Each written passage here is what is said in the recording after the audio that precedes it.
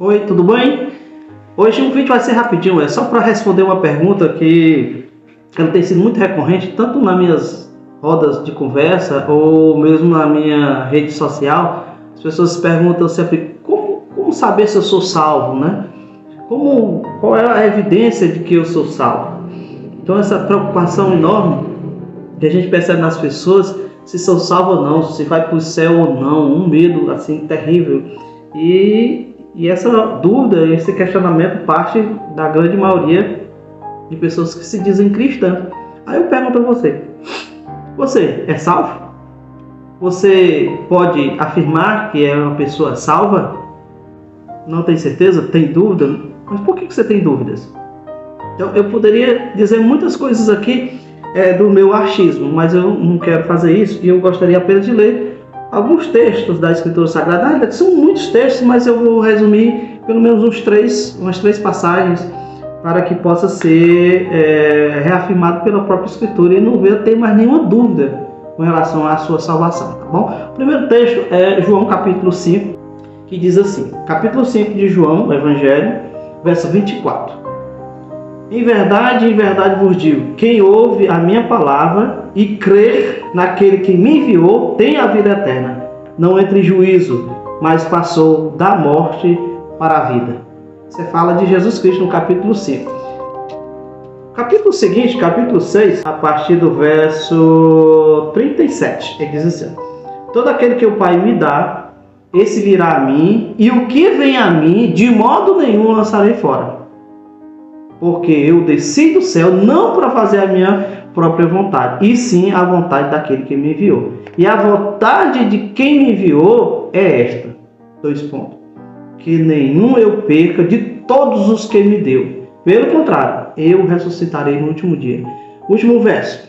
De fato, a vontade de meu Pai é que todo homem que vir o Filho e nele crer tenha a vida eterna, e eu ressuscitarei no último dia.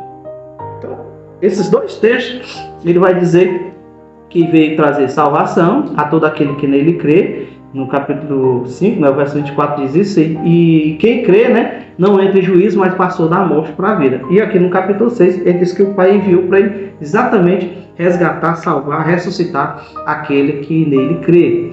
Mas o apóstolo Paulo também tem esse entendimento da salvação, e ele vai dizer assim, de uma forma muito profunda e colocar várias situações para que o indivíduo possa ter certeza de que ele é salvo.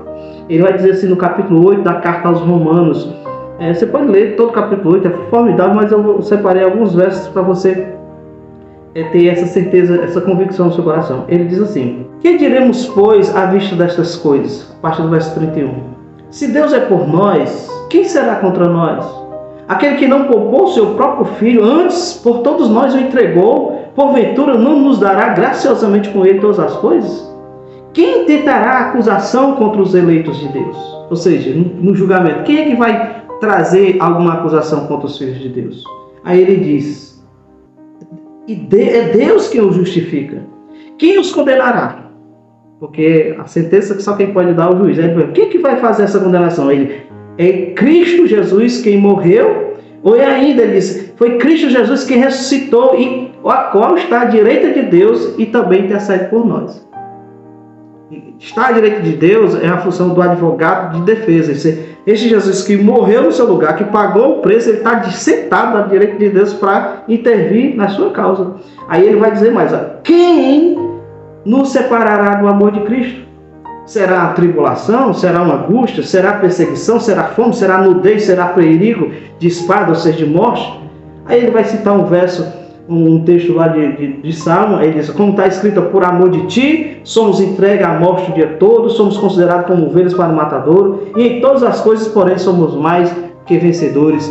Por quem? Por meio daquele que nos amou. Aí ele continua, só mais 2 versos. Porque eu estou bem certo de que nem a morte, nem a vida, nem os anjos, nem os principados, nem as coisas do presente, nem o porvir, nem os poderes, nem a altura, nem a profundidade, nem qualquer outra criatura poderá nos separar do amor de Deus que está em Cristo Jesus, o nosso Senhor. Então eu acredito que esses versos já resumem tudo. Você é salvo? Se você for uma pessoa que crê em Jesus Cristo, que chegou-se a Cristo, que confessou os seus pecados, que acredita que a salvação é apenas em Jesus Cristo, eu não vejo como uma pessoa que crê em Jesus não possa ser salva. Tem um hino da torcida do Flamengo que diz assim: uma vez Flamengo, sempre Flamengo. Aí eu penso, uma vez filho de Deus, por que não é? Por que vai deixar de ser filho de Deus? Você conhece algum flamenguista que deixou de ser flamenguista para ser vascaíno? Ou que algum vascaíno que deixou de torcer para o Vasco para torcer para o Flamengo? Ou alguém corintiano está torcendo por São Paulo? Você conhece? Então, se nesse reino mundano, não há essa mudança, como é que você, sendo filho de Deus, pode deixar de ser filho de Deus? Você tem filho? Resistou lá no cartório? Esse menino, por mais que ele tenha lhe desgostado em alguma situação, você foi lá no cartório tirar a sua filiação, pronto, a partir de hoje ele não é mais meu filho ou minha filha. Você já fez isso? Você pretende fazer? Pretende? Pelos textos aqui, a gente percebe que Jesus veio fazer a vontade do Pai e ele não pretende mudar isso. Não dá para mudar porque ele já morreu na cruz para nos salvar. Então, eu gostaria muito que você tivesse essa certeza. Você é um filho de Deus, uma filha de Deus e nada muda mais isso. Nada que você possa fazer ou deixar de fazer vai mudar essa situação de filiação, tá bom? Agora eu sei que algumas pessoas vão colocar nos comentários assim: ai, não sei o que, e é isso e aquilo outro e tal. Cheio de síndicos do céu.